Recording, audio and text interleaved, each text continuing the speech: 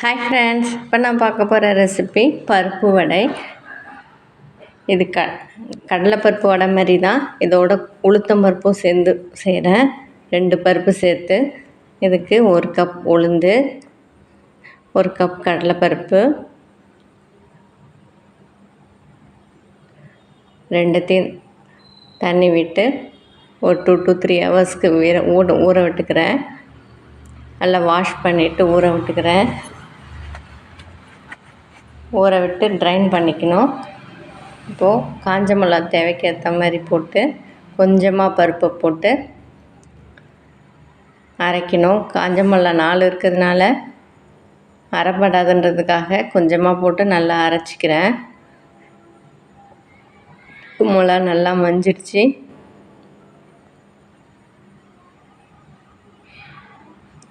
இப்போ மீதமுள்ள பருப்பெல்லாம் போட்டு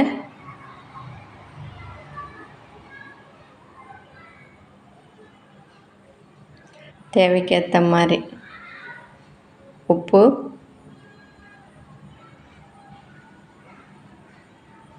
அரை டீஸ்பூன் பெருஞ்சீரகம்,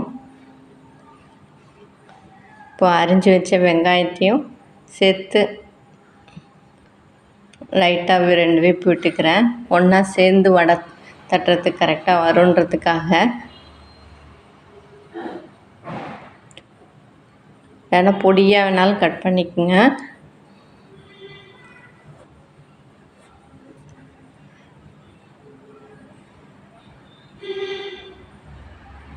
இப்போ இந்த பதத்துக்கு கொஞ்சம் குறைன்னு அரைச்சிருக்கேன்.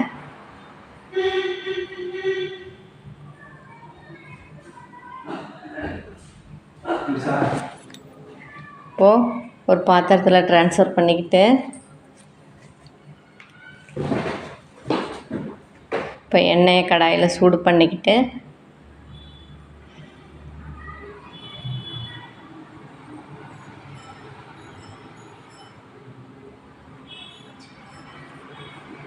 லைட்டாக ப்ரெஸ் பால் மாதிரி பண்ணி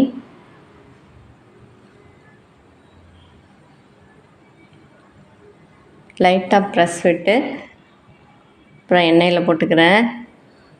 ரொம்ப அழுத்தினா ஹார்டாக இருக்கும்.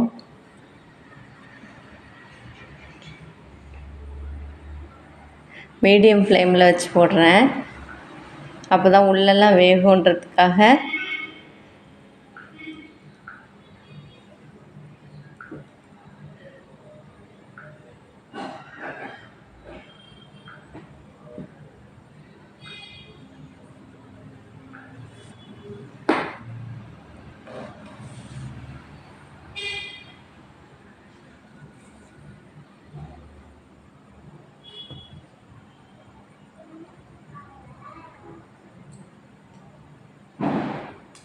இப்போது நமக்கு தேவையான பருப்பு வடை ரெடி ஆயிடுச்சு.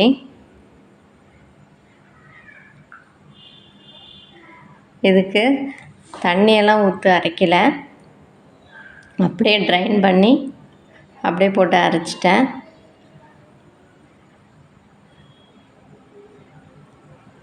கடலைப்பருப்பு கொஞ்சம் பாதியாக இருக்கிற மாதிரி இருக்கட்டும். கரன்னு அரைச்சிருக்கேன்.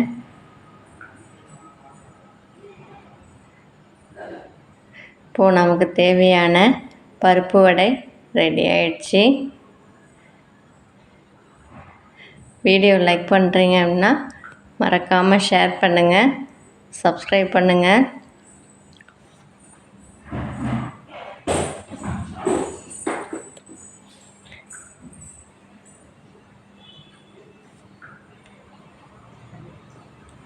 Thank you for watching.